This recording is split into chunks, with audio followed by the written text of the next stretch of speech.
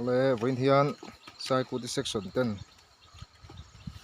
section lâu nụ bụi thọ còn nằm xuân rôm nữa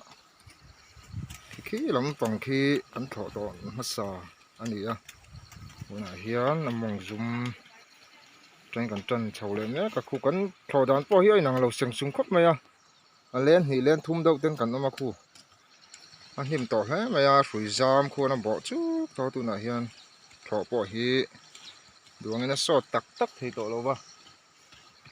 kỹ là khiển anh thật là là ngái nhé lâu á na nuin ai rong lo bola bun te lo phía sau sao mấy khi vào sẽ thím cọp mẹ lằng chiêng thầy lo anh ấy thím cọp mẹ lằng chiêng thầy lo kì lằng tà vá mày nhá mấy anh là lâu bảy đo nữa sang hạt tin tên này